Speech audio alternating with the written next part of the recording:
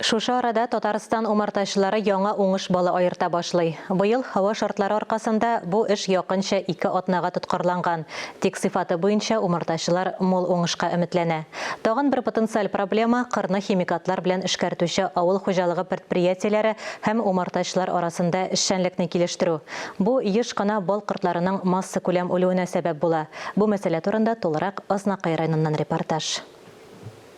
Азнакай районы умартачылык буенча республикада беренче урында тора. Барлыгы 8600 умарта оясы бар. Күпчелек умартачыларның күчмә умарталыклары бар.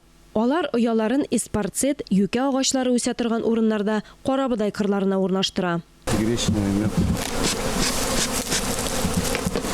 Гаяз Исмагыйлов күптән түгел умартачы кооперативы төзегән. Фермерлар аларны алдан ук үз басуларына чакыра. Файдасы уртак. Карабыдай да сиркәләнә, тәмле бал да була. Һәр оядан 70 килограммга кадәр бал җыела. Безнең районда Азнакай балы дигән кооператив яңарак кына оешты. Бу инде 2 айда үтмәде аңа. Кооператив шушы бал мәсьәләләре белән шөгыльләнә, балның продукциясын сатырга, читкә күбрәк үзебезнең районда гына түгел, читкә дә чыгарыр өчен. Хәзерге көндә без кооператив членнары белән Качевкада йөрибез.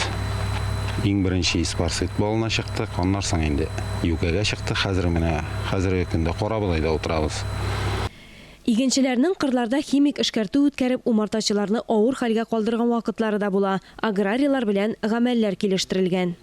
Умартачыларның игенчеләргә карата теләкләре бар. Рапс утырту белән мавыкмаска. Бу культура химик эшкәртүгә аеруча мохтаҗ.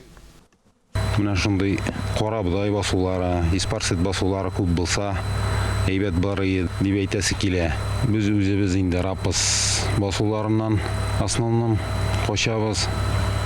Агуллар бик күп, рапс басуларын. Азнакайлылар шушы көннәрдә карабыдай балын аерта башлаган. Август уртасында көнбагыш кырларына күчәләр. Алия Галиуллина, Дмитрий Второв, Александр Решеткин, Татарстан яңалыклары, Азнакай районы.